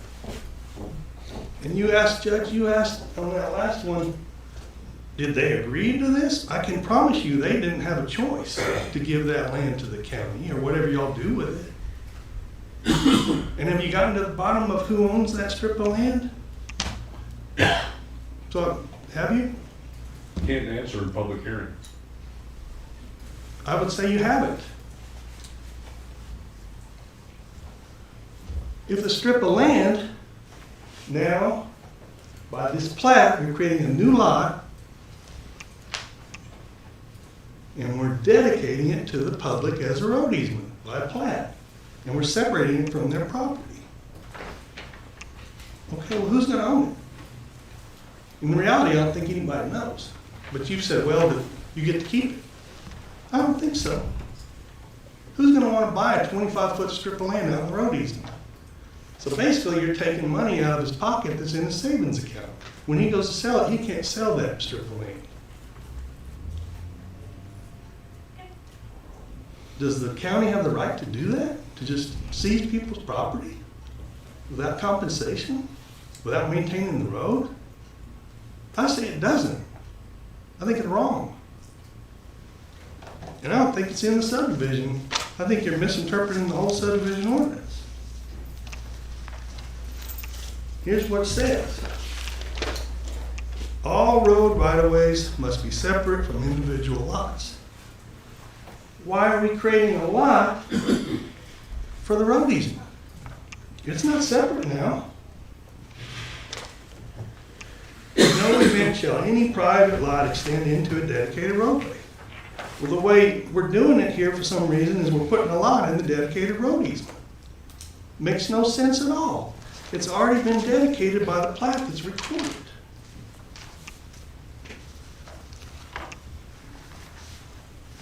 So let's talk about legal precedent. Legal precedent, you hear it all the time in this Roe versus Wade, stare decisis. Here's some plats that y'all have approved. They all go to the middle of the road easement. Nobody stole any property from private property owner. Life goes on. Those old subdivision plats were approved by the county. They're grandfathered in. And the new rules don't apply to the old plats that went to the center line of the road. They're already approved by the county.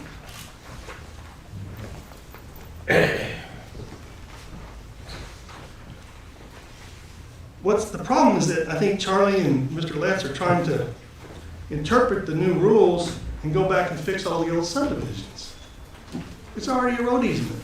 And if we're going to do that, why don't we go and buy all the property in the road easements that, you know, we could probably use all that government money that Mr. Biden wants to give us and buy off all those road easements. I'm serious. You're laughing, but I'm serious. Why not give everybody a boost that owns private property, you know? Doesn't make sense. It doesn't pass the sniff test of common sense. Oh, hey, John. How you doing?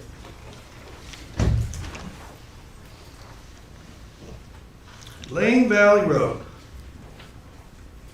Is the county paying private property owners to widen the road? I think so. Then why aren't we paying people when we take their strips of land? They don't have a choice. They're being held hostage, guys.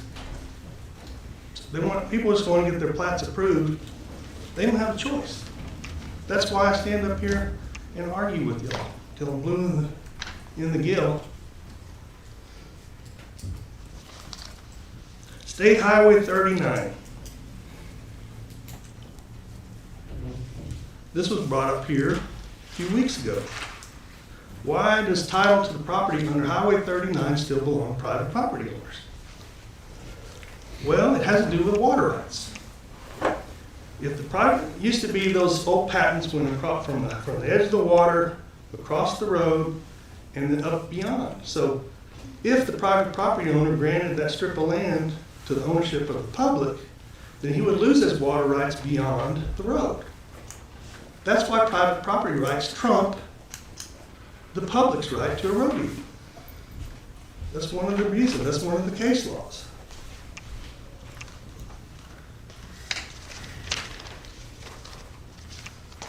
So, the rules are gonna be rewritten.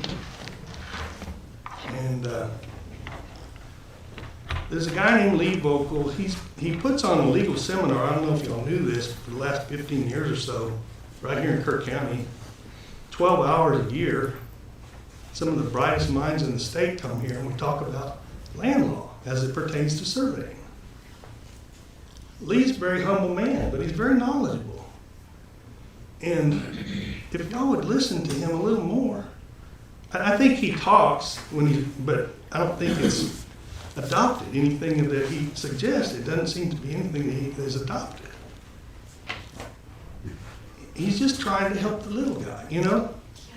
And by all rights, we shouldn't even have to be here because he should be exempt from planning because it's a family petition. And that's the way it should be. And he can go get his septic permit and do that legally, and he can get his water. And he's, you know, the acreage is all, you know, there's really no reason for us to be sitting here even talking about it. He's still got to follow the laws.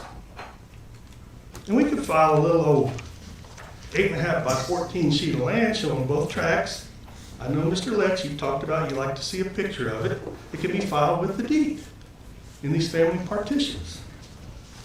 Anyway, the bottom line is, this variance thing, you know, it's interesting that it came up just before us.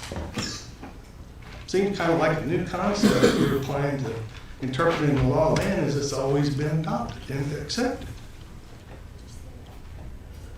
But I'm disagreeing. So, thank you for your time. Just asking simply to adopt this plat as it's submitted. Thank you. Do we have anyone else that wants to be heard at this public hearing?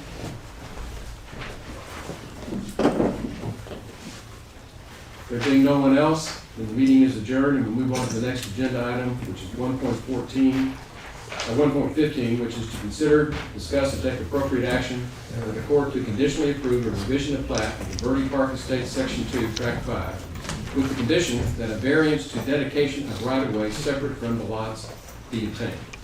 Charlie Hastings. Thank you. No new roads are proposed.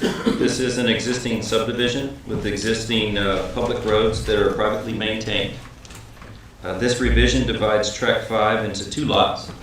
Lot 5N will be 2.94 acres with frontage on Land's End Trail, and Lot 5S will be 2.95 acres with frontage on Land's End Trail and Trimper Trail. The first submittal for this plat revision showed dedication of the existing road easement along Land's End Trail as right-of-way, separate from the lots, resulting in Lot 5N being 2.8 acres and Lot 5S being 2.82 acres, which is in conformance with sections 6.03.C.16, 6.03.C.18, 7.02, and 7.06 of the Kerr County Subdivision Rules and Regulations, which states respectively, the plat must show all road right-of-way separate from individual lots. Lot lines should be contiguous with right-of-way lines for all roads and streets where applicable. In no event shall any private lot extend into a dedicated roadway, and the boundary lines of all tracts or lots fronting onto a dedicated road or dedicated right-of-way shall be contiguous with the boundary of the road or right-of-way. Changes have since been made to the original submittal where, instead of dedicating right-of-way separate from the lots, Land's End Trail is proposed to remain as a road easement with lots extending into it, which requires a variance to sections 6.03C16, 6.03C18, 7.02, and 7.06 of the Kerr County Subdivision Rules and Regulations. The applicant was made aware that a variance would be required to obtain court approval of the plat and was encouraged to place an item on the December 13, 2021 agenda in advance of today's public hearing and plat consideration. However, the applicant elected not to request a variance at that time. The county engineer requests the court consider, discuss, and take appropriate action to conditionally approve a revision of plat for Verde Park Estates Section 2, Tract 5, with the condition that a variance to dedication of right-of-way separate from the lots be obtained. Volume 5, page 235, Precinct 2, This is an existing platted subdivision. State law requires if you're gonna change a lot in existing platted subdivision, it's a revision of plat. There are exemptions for the division of land by family division of land. However, in the case of a revision of the plat, it doesn't apply. Also, our model subdivision regulations, which states that if you create 2 or more lots that are 5 acres or less, which this does, then you have to plat the property. So in both instances, that's why we're here doing a revision of plat.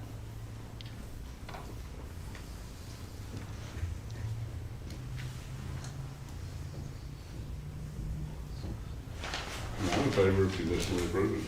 I mean, you're pretty saying what do you want to do?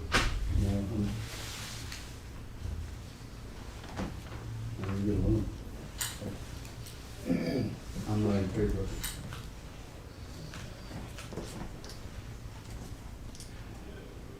Charlie, I want to make sure I understand what we're dealing with here. We've got a plat that goes back to 1986 that dedicates a use. Is that right? Yes, sir. Since then, our subdivision rules have changed. A lot of laws have changed.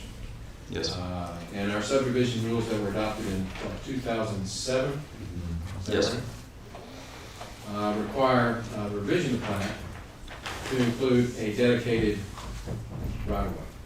Revision of plat is subject to all of the rules and the regulations. You just read off each one of them there. Yes, sir.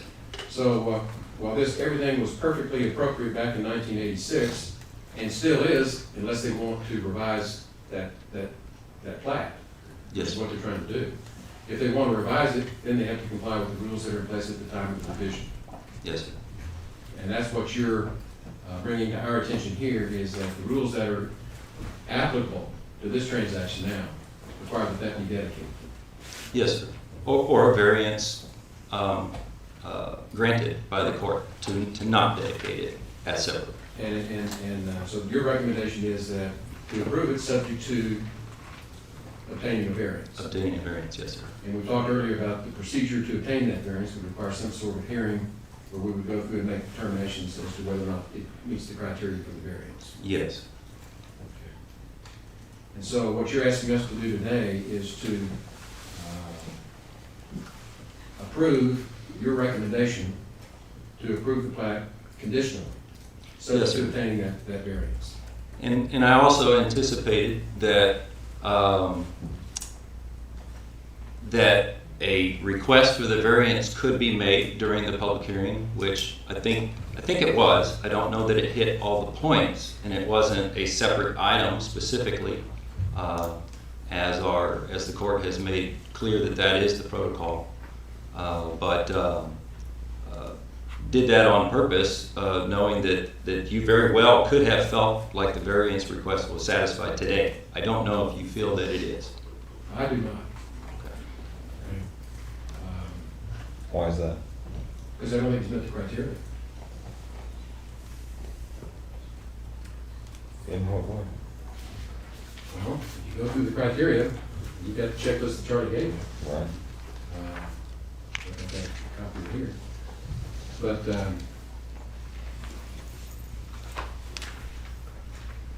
is the applicant being deprived of the reasonable use of his land? Deprived of the use of it. The use is already dedicated to the public. He's being deprived of no use. He doesn't have, he has the use along with everybody else. So what's the deprivation of right there? The second one is that the variance is necessary for the preservation and enjoyment of a substantial property right. The only right he has, he owns the dirt and the rocks under the road, but the public uses the road. And when he sells it, the public's still gonna use the road. So, what rights is he being deprived of? You go on to 4.03. The variance will not be detrimental to the public health, safety, or welfare, or injurious to other property. I don't think that would apply. And then 4.4 is it will not have the effect of preventing the orderly subdivision of other land. I don't think that one necessarily applies. But what we're looking at here, has he met all 4 criteria for a variance? And I don't think he has. What I don't understand is why this can't be a simple family partition. Because it's an existing subdivision. That's right. Had they not subdivided in 86, they could do that. Yeah. If it was unsubdivided land, they could do it. But once You it's mean in, the neighboring lots? no, I'm saying this was, once it's platted, Yeah, the the neighboring exemptions don't apply. Because it's already platted. How can you exempt something that's already been done? In 1986. Make it wonderful, and it's an existing subdivision. So this is an update under the 2007 rules instead of the 1986 rules. Now, there was a good question was asked about the property adjacent to the road and what's gonna happen to that and who owns it. Well, I think, That's not I answered. think it's undisputed. And Charlie, you correct me if I mistake this. The property line goes to the center of the roadway. So we're talking about half of the right of way, goes to the center of the right of way. And that's a 25-foot strip, isn't it? Yes, sir. Or 30, is it 25 or 30? or- Yes, sir, 25. 25 ones. So the outer 25-foot strip is dedicated to the county. The inner 25-foot strip title is still in the applicant's name, I believe, isn't it? Am I allowed to talk, sir? Yeah, you go. Sure. Once you separate it from the parent tract, it now becomes a separate lot. Is that correct, Charlie? Lot 1A, 1B, say, 1B being the road easement, the property and road easement. My understanding on road right-of-way, when it is separate from the lot, that when the road ceases to be used as a road for a certain amount of time, then the property reverts back to the property owner. Yes. Or if it ceases to be a road because the court took action and abandoned, vacated, discontinued the road.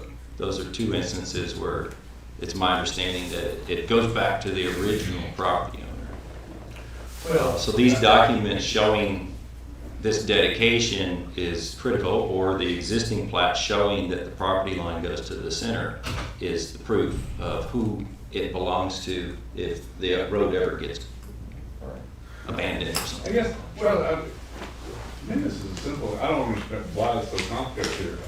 It's 25-foot, a fixed foot easement right now? On the current plat? Yes, sir, 25 All on this we're lot, asking 25. is for them to dedicate 5 additional feet for no, public use. you're taking 25 feet away from the lot. If it's 50 feet wide right now, I think what they're saying is that it's dedicated right now as a road easement, and it's showing that the lot still goes to the center of the road. Right. And I want to make a clarification. Sorry to interrupt, but Eric, we're not taking anything. I disagree, sir. Well, you're entitled to your disagreement. I understand. But the point being is, we've had to modernize our subdivision rules, and we're going to have to do it again next month. Yes, sir. This is what happens with time. And when the subdivision rules changed, if he left it the way it is right now, he owns that property to the center line of the right of way. No questions asked. But if he wants to change it, and we've adopted new rules, the new rules have to be enforced. If we don't, then we're stuck with the rules we had back in 1886. I hear you, Judge. No, because what the developer wanted to do, go all the way back to the original rules. We didn't have any rules. Because the rules say from here henceforth, any new subdivision, these rules apply. Okay?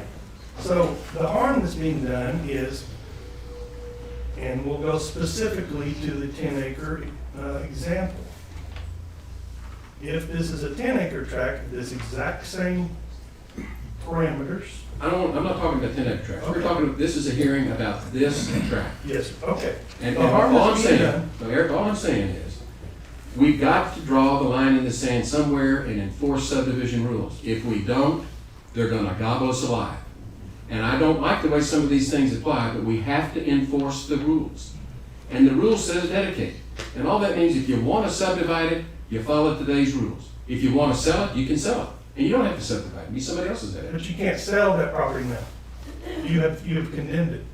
You've condemned the 25-foot strip because you've separated it from his other tract. Now the appraisal district is gonna tax him on the land that you've taken away from the road easement. He's losing that ownership and he's losing the value of it. So when he goes to sell it, he cannot sell it, sir. Well, I think you need to hire a lawyer, because I think you're interpreting it wrong. Yes, sir. And I want to enforce the rules, and we've got to enforce the rules. And all I'm saying to the couple that owns it is, if you want to subdivide it, and I don't know that you need to subdivide it. If your father's passing away, you may not need to subdivide it at all, I don't know. But if you want to subdivide it, you need to follow today's rules. And today's rules is you dedicate it. And that's what the applicant before this today did, they dedicated it. Now, is it depriving them of any use of that property? No. The whole 50-foot right-of-way is dedicated to public use and will continue to be public use unless it's abandoned. We go through one of the processes that Charlie talked about. There's been no deprivation of right here. They're still using the same property that they're using today. Is there a fence there at the end of the property, or does it go straight out to the road? Well, no, I don't believe there's a fence between the. There's no fence on our property on Land's End Trail. Well, we bought it in '79, it wasn't a name before they named it Land's End Trail East. That goes to the fence line, the one is the Trimmer Trail, goes down. That's a different subdivision lot, I guess, and that road, we're at the end of the road, it dead ends right there, it's private road, dirt. But there's no. So when you have use of the land, you're saying that's not a taking? The dedication was made when the developer developed it. He agreed to that dedication. We're holding him to that rule, but we're adding new rules to it, so why do we need both? The dedication to the county was conveyed by the developer in its origin. And that's why subdivision plats are somewhat different from some acreage tracts to this circumstance. You know, the fact that there's no pins in it and the line might change, nothing has really been taken from this owner. It never had it in the first place, it didn't have the other 25 feet. And let me share something But historic. let me ask this, but does the plat include that 25 feet? I would like to point out that That's really important. the original submittal, we included it in this packet, the original submittal from October, requesting this revision of plat, conforms with our regulations because it separates that right of way from the lot. So if you open up and look at this 11 by 17 page, that shows the way it should look to conform with our regulations. And if you open up the big one that is folded up in your packet, it shows if you don't conform, what does that look like? And just the difference is that the property line goes to the middle of the road instead of stopping short where a fence my normally would question go. is, given the property line in the middle of the road, the acreage you said was 5.88? Yes, sir. And if it stops 25 feet short, then what's the amount of acreage? What does that change it to? We lose about 4/10 of an acre. It changes it to 5.62. So Is it's what I'm still seeing. above a 5-acre lot. Yes.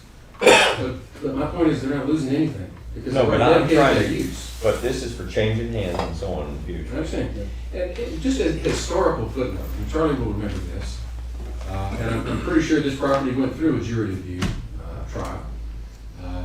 15, 20 years ago, the state of Texas, this was a common problem all over the state of Texas. Huge problem. And so the state said that we were going to have these juries review. Remember those back? And to go in and determine whether or not the public, you'd have public use roads that were privately maintained. And so there were determinations whether or not they were going to be publicly maintained or privately maintained. And every property that like this, I think, went through one of those, and there was a determination of whether or not the public was going to maintain it. And so this is a private maintenance road. And it's been this way since 1986. And at this point, all our subdivision rules say if that road is going to still be a public road, then the whole road has to be dedicated, the whole right of way has to be dedicated to the county, so that the The public, county doesn't maintain it. you don't need to maintain it. Somebody does. Well, that's why they had the juries of you to determine who was gonna maintain those roads. So what's the county's claim in it if the county doesn't maintain the road? The county's claim is the public gets to use the road. Right. Because it's dedicated. Right. So it's basically it's a private road. It's privately maintained but used by the public, is that what you're saying? Is that a category? I Yes. have non-alley. Yes, that is one of the categories. This is a Category, public privately road. maintained public road. And that is statutory. Got three categories: publicly owned, publicly maintained, or, you know, publicly dedicated for the public. A public road that's privately maintained, and then a private road that's privately maintained. Those are the three categories, and this one is a public road. It's open to anybody in this room or the world that wants to drive one, can drive one.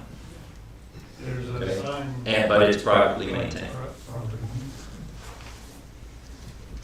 I fail to see the county's interest in that. The plat, the original plat dedicated as a public road.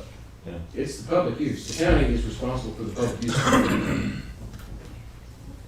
And the three categories that Charlie described are precisely. I get it, I get But the, publicly owned, publicly maintained, or privately owned, publicly maintained, Privately owned, privately maintained. or privately owned and publicly maintained. That's Highway 39, is privately owned, publicly maintained. This one is privately owned, privately maintained, but public use. And the county's responsible for the public using that road. That's our. in what way I fail to see how we're helping? How's the county helping that to happen? By this class. Yeah, okay. How so? If the How does that help the county? How does that help me use that road? That gives everybody the legal right to use that road. We already have that. With or without this plat, we already have. I don't see where the county's interest is in this. I don't find the county having any interest in it. I don't see any reason to stop this. I don't think that we're harming anybody by just, Well, we're not stopping it. Charlie's recommending that we approve it. I recommend the same thing. Then we're gonna have to have the variance here. It ain't hurting anybody. I'm fine with that. That's why all we're asking is that we follow our rules. Our rules say if you're not gonna follow the rules, ask for a variance, and if you get the variance, you go on. These are all like popping up new rules here, Charlie. And the 10 plats that are sitting in before y'all have already been approved, exact same conditions, sir. Eric, this is not stare decisis. This is anecdotal.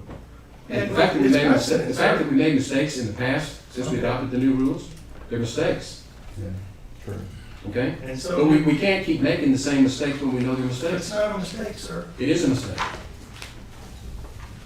I fail to see the county's helping anybody in this particular case, or that the county would be harmed in any way, shape, or form if the man got what he wanted. I don't see that it harms anything. Or that we're doing any good in this I particular think, case. I think the forms are rules. We've got At least rules. that's why he's asking for a variance. Then go the variance. But he hasn't asked for a variance. We're having to have this hearing to educate them. You need to go through the variance process. That's what this is about. It's also about power, sir. Well, okay, I'm done arguing, and I accept whatever y'all decide. I'm sorry for the wasting your time. It's not a waste of time. We're approving the plat application conditional, subject to successfully obtaining a variance. So we'll go through the variance hearing next, Yes, sir. when you're ready for it. Could we request a variance today, sir? Not until you fill out the checklist that Charlie's got, and we can see what you're asking for, because you haven't told us what you're asking for. Charlie put it in writing in the agenda item, gave you a roadmap for what to do. Yeah, All I you thought gotta do that's is go do it. fine. State your case on the facts that support each one of those things. Yes, sir. Eric, what you didn't have was a checklist. I put that together recently. I've not ever had one. No one's had a checklist before, but I did give you the. I understand, I understand, Charlie. you know, not wasting. But I can give you this checklist too. That'll be helpful. Well, no, Eric, you haven't wasted your time. And I know you say you like the old ways. But this is modern day Kerr County, and you know that barbarians are at the gates, and they're coming. And we have to be more careful than ever that we find a way to enforce these rules. And if it means that we go through a variance process, we go through a variance process. And if it qualifies, it doesn't. But I'm on notice to the public, to the whole world, that I'm going to be very strict on variances because we need to be able to enforce these rules. And if we sit here today with our eyes wide open, knowing what we're doing, and let this go by without enforcing the rules, we're just feeding that fodder for the fuel, the fire that's coming. It's already here, sir. I know.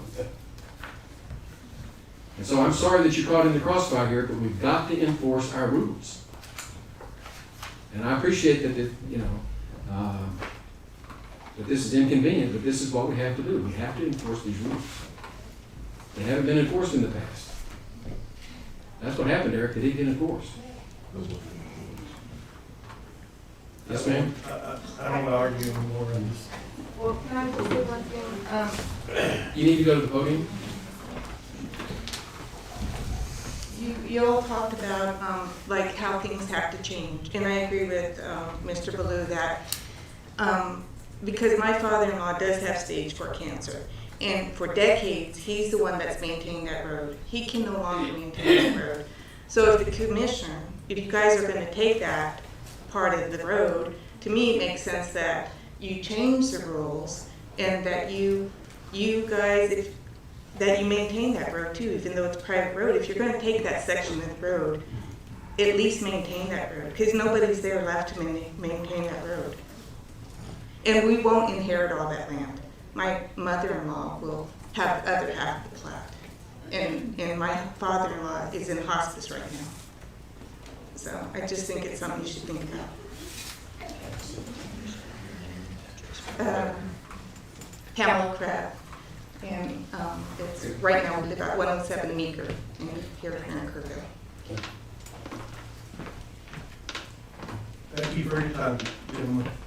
Do we have any other discussion? Okay, then the item before the court is to, so we don't have a motion. No. Well, I thought we were having a public meeting. No, we did the public meeting, now we're on to consider discuss take appropriate action. And that is, Charlie's recommended that plat be approved conditionally, subject to a variance determination. And I'll make that motion. And I'll second that motion. So we've got a motion to approve the plat application subject to the variance determination. Is there any other discussion? I wish it didn't have to be this way. Me too. For y'all. I wish it could have been a simple, Can we reverse the plot? simple process. And Withdraw. withdraw it and just, you can't divide it legally then. I'd rather. I mean, you make it very difficult. He could deed it to his son, but y'all are gonna call that illegal subdivision. Yep. Any other discussion? Those in favor, raise your hand. Unanimous, 4-0. Let the record reflect, Commissioner has that belief. Judge, I think. Okay, let's take a 10-minute break, and come back at 11:45.